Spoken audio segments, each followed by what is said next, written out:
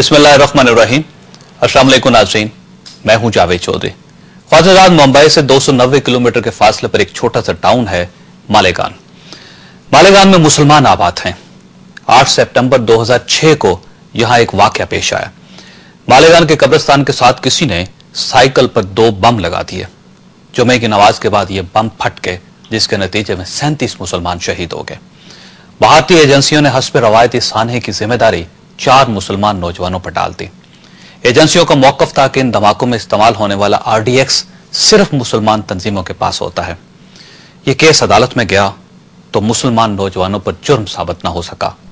यूं मालेगान के 37 मासूम मुसलमानों का खून सरकारी फाइलों में दब गया। यह कहानी का एक हिस्सा है। दूसरा हिस्सा 18 फरवरी 2007 को सामने आया। उस दिन भारत से पाकिस्तान आने वाली समझौता ट्रेन में दहशतगर्दी की वारदात हुई। दहशतगर्दों ने समझौता ट्रेन के दरवाजे बंद करके उसे आग लगा दी, जिसमें 70 अफराद जिंदा जल गए, जबकि 50 से ज्यादा शदीद जख्मी हुए।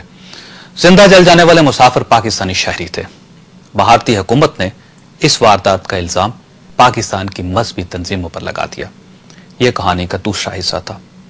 कहानी का तीसरा हिस्सा मई 2008 को शुरू हुआ।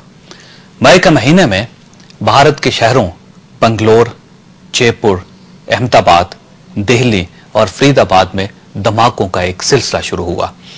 इसी दौरान 29 सितंबर 2008 को मालेगान में एक और धमाका हुआ, जिसमें 8 लोग मारे गए। इस वारदात के बाद इन धमाकों की तहकीकात एंटी टेररिज्म स्क्वाड के चीफ हेमंत कुरकरे के हवाले कर दी गई। हेमंत कुरकरे रॉ का एक साबिक ऑफिसर था। यह भारत का चोटी का एंटी टेररिज्म स्पेशलिस्ट था और इंतहा दर्जे का ईमानतदार अफसर समझा जाता था। कुरकरे ने जब इन धमाकों की इंक्वायरी शुरू की तो उसे मालूम हुआ कि इंडियन आर्मी के अंदर दहशतगर्दों का एक बहुत बड़ा ग्रुप मौजूद है। इस ग्रुप में 5 रिटायर्ड और हाजिर सर्विस ऑफिसर और इंटेलिजेंस अदारों के अफसर भी शामिल हैं, और इनका सरगना कर्नल श्रीकांत प्रोहत है। कर्नल प्रोहत ने 2006 में मकबूजा कश्मीर से 61 किलोग्राम RDX खरीदा था। यह RDX समझौता ट्रेन, मालेगान और बाकी शहरों में धमाके करने में इस्तेमाल किया गया था। कर्नल प्रोहत से मालूमात उगलवाने के लिए तफ्तीश का जदीद तरीन तरीका नार्को एनालिसिस और ब्रेन मैपिंग टेस्ट इस्तेमाल किए गए थे। इस तफ्तीश के दौरान मालूम हुआ कि कर्नल प्रोहत के राब्ते हिंदू दहशतगर्द तंजीमों के साथ हैं। इन तंजीमों में एक तंजीम एबीनाव भारत भी शामिल है। कर्नल प्रोहत न सिर्फ इन्हें बारूद फराहम करता रहा था, बल्कि उन्हें धमाकों का प्लान बनाकर भी देता था। बाद एबीनाव भारत के कारकुन हिंदुस्तान के मुख्तलिफ शहरों में धमाके करते रहे। हेमंत कुरकरे ने कर्नल प्रोहत और उसके 3 साथियों को गिरफ्तार कर लिया। गिरफ्तारी के बाद मालूम हुआ कि कर्नल प्रोहत ने पाकिस्तान के अंदर भी दहशतगर्दी की बेशुमार वारदातें करवाई थी। इसी दौरान हेमंत कुरकरे पर इंडियन आर्मी और हुकूमत की तरफ से कर्नल प्रोहत को छोड़ने के लिए शदीद दबाव आया, लेकिन हेमंत कुरकरे ने यह मुतालबा मानने से इंकार कर दिया।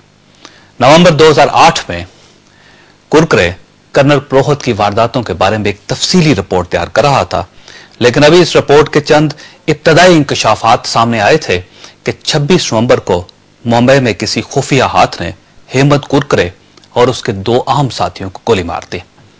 हेमंत कुरकरे के मरने के बाद 29 नवंबर 2008 को भारतीय अदालत ने कर्नल प्रोहत को जमानत पर रहा कर दिया, जबकि उसके खिलाफ तहकीकात भी रोक दी गई। ख्वाजाजाद, मुंबई में 26 नवंबर 2008 को पाकिस्तान के चंद नॉन स्टेट एक्टर्स ने एक वारदात की, और अभी तक यह भी पूरी तरह साबित नहीं हुआ कि ये लोग वाकई पाकिस्तानी थे, मगर भारतीय हुकूमत ने इस वारदात की आड़ में पाकिस्तान के लिए जंगी माहौल पैदा कर दिया। इंडियन गवर्नमेंट पाकिस्तान से चंद ऐसे लोग तलब कर रही है जिनके खिलाफ पाकिस्तान में कोई FIR दर्ज नहीं, जबकि इसके मुकाबले में हम कर्नल श्रीकांत प्रोहत जैसे मुजरम, जो भारत के सैकड़ों मुसलमानों और समझौता एक्सप्रेस के पाकिस्तानी शहरियों का कातिल है, और जिसे भारत की अपनी एजेंसियों ने मुजरम करार दिया था, और जो वाकई भारत का स्टेट एक्टर है, हम उस कर्नल को भी तलब नहीं कर रहे। क्या हमारी हुकूमत को भारत से कर्नल प्रोहत को हवाले करने का मुतालबा नहीं करना चाहिए? और अगर हम पाकिस्तानियों के कातिल को पाकिस्तान के हवाले करने का मुतालबा नहीं कर रहे, तो हमारी इस कमजोरी का क्या मतलब है?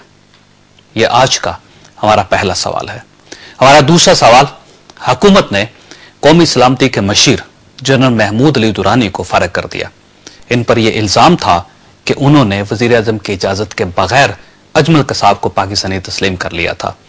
کیا جنرل درانی کی یہ جسارت یہ ثابت نہیں کرتی کہ حکومتی صفوں کے اندر کوارڈینیشن کی شدید کمی ہے؟ اور تیسرا سوال، آج امریکہ کے نو منتخب نائب صدر جوزف بائیڈن پاکستان کے دورے پر ہیں۔ یہ کیوں تشریف لائے؟ کہیں یہ بھی پاکستان پر دباؤ ڈالنے کے لیے تو تشریف نہیں لائے؟ چوتھا سوال، آج وزیر اعظم یوسف رضا گیلانی نے اعتراف کیا کہ مشرقی سرحدوں کی صورتحال نازک ہے۔ اور پانچواں سوال، بھارت نے امریکن CIA کے ذریعے 52 صفحات پر مشتمل الزامات یا ثبوت پاکستان بچوائے تھے۔ ہم نے آج ان الزامات کا جواب دے دیا ہے۔ یہ جواب کیا تھا؟ اور چھٹا اور آخری سوال، 1.5 گھنٹہ پہلے لاہور میں بم دھماکے ہوئے، کیا یہ بم دھماکے کسی کرنل پروہت کی واردات نہیں ہے؟ ہم آج کے پروگرام میں ان تمام سوالوں کا جواب تلاش کریں گے، ہمارے ساتھ رہیے گا۔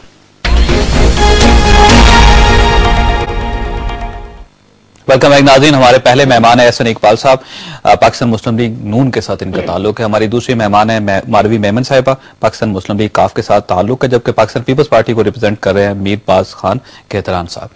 ایسا صاحب یہ بتائیے کہ لاہور میں آج جو بم دھماکے ہو گیا، آپ کا کیا خیال ہے یہ کون سا ایلیمنٹ ہے جو لاہور میں بھی ایکٹیو ہو گیا؟ ابھی افسوسناک ہے جی بہت، لیکن ابھی چونکہ بالکل تازہ واقعات ہیں، جب تک کہ تحقیقات نہ ہوں کوئی ہم نہیں چاہتے کہ جس طرح انڈین گورنمنٹ نے کیا کہ ابھی دھماکے ہوئے تھے، انہوں نے الزام دھر دیا کہ کس نے کیے ہیں۔ ابھی یہ تحقیقات ہوں گی اس کی نوعیت کیا تھی، کیونکہ کچھ یہ بھی خیال تھا کہ شاید وہ اتنے بہت اس میں ایکسپلوسیوز نہیں تھے، کوئی فائر کریکرز تھے یا گرنیڈ تھے، اس کی یہ ذرا پتہ چلے کہ اصل حقائق کیا ہیں، اس کے بعد ہی پھر یہ وارننگ نہیں ہے لاہور کے لوگوں کے لیے، پنجاب کے لیے ہو سکتی ہے؟ دیکھیے اس وقت کافی قوتیں ہیں جن کا انٹرسٹ ہے کہ پاکستان میں جو استحکام ہے اسے خراب کیا جائے۔ پھر پاکستان کے اندر جس طریقے سے پنجاب کی حکومت چل رہی ہے ایک استحکام کے ساتھ، اس کو ڈی اسٹیبلائز کرنے کی بھی کوئی کسی عنصر کی کوشش ہو سکتی ہے، لیکن یہ سب ابھی قیاس آرائی ہے۔ میں اس لیے چاہتا ہوں کہ کوئی ایسی اسپیکولیشن نہ کی جائے جب تک کہ اس کی تحقیقات سامنے نہ آ جائیں۔ ماروی یہ دیکھیے کہ پنجاب جو تھا محفوظ تھا، اس وقت یہ کہا جاتا تھا کہ اسلام آباد اور اس کے علاوہ جو پشاور اور فاٹا وہ علاقے جو ہیں ان میں اس قسم کے بم دھماکے ہوتے تھے، لیکن یوں محسوس ہوتا ہے کہ یہ آگ جو اب تیزی سے آہستہ آہستہ آگے بڑھتی چلی جا رہی۔ آپ کو خطرہ محسوس نہیں ہوتا کہ پنجاب میں بھی یہ صورتحال پیدا ہو سکتی ہے جو فاٹا میں ہے؟ بسم اللہ الرحمن الرحیم۔ میرے خیال میں یہ پہلی دفعہ نہیں ہے کہ Lahore has been attacked in that sense۔ پہلے بھی یہاں سوسائڈ بامز اور بامز ہوئے اور ہمارے شہروں میں ہوئے، تو ہماری رورل کنٹری سائڈ سے لے کے شہروں تک یہ چیزیں پھیل چکی ہیں۔ سوال کچھ یوں ہے، احسن صاحب بہت زیادہ ڈپلومیٹکلی انہوں نے جواب دیا، شاید میں اتنا ڈپلومیٹکلی نہیں دینا چاہوں۔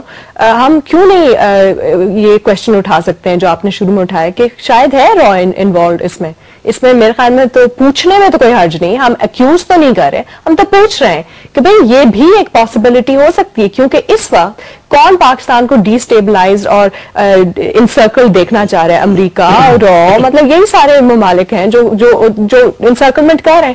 دوسرا یہ کہ یہ جو سوسائڈ بامنگز جو اتنی زیادہ ہوئی ہیں اور جو بمز ہوئے ہیں، شاید اس میں تو آئی ہوپ اتنی جانیں نہیں گئی ہوں، ابھی تک ہمیں ایگزیکٹ نمبرز نہیں ملے، لیکن جو اتنی ساری جانیں گئی ہیں، اتنی ساری سوسائڈ بامنگز ہوئی ہیں، میرے خیال میں ہم نے پہلے بھی کہا ہوا ہے، پاکستان مسلم لیگ کا یہ موقف ہے کہ یہ ساری چیزیں تحقیقات ہونی چاہیے UN کی لیول پہ کہ را کا ان ساروں میں کتنا ہاتھ ہے، صرف آج نہیں۔ اچھا میں آپ کو ایک اور ایگزامپل دینا چاہ رہی ہوں، کوئٹہ میں بھی تو ہوا وہ جو سیکٹیرین، کیونکہ ابھی محرم ابھی اتنا سینسٹیو وہ ہے محرم کا مہینہ اور یہ وہ، تو کوئٹہ میں بھی ہوا، گلگت میں بھی ہوا، ہنگو میں انہوں نے جو ہے شریعہ نافذ وہ طالبان نے کر لیا، وہ طالبان پشتو اسپیکنگ بھی نہیں ہے اور وہاں جو ہے کافی بڑی شیعہ تعداد ہے، تو مطلب شریعہ وہاں نافذ ہو گیا، مطلب یہ تو کوئی لاجیکل بات نہیں ہے نا کہ جہاں آپ کی اتنی بڑی کمیونٹی شیعہ کمیونٹی ہے، فار ایگزامپل ہنگو، وہاں جا کے آپ شریعہ کر لیں یہ TTP، اور وہاں حکومت کی کوئی ریٹ آف دا اسٹیٹ ہے ہی نہیں کہ وہ جا کے تھوڑا سمجھائے کہ اس طرح سے نہیں ہو سکتا، وہ بھی محرم کے بیچ میں اس طرح کی حرکتیں ہوئی ہیں۔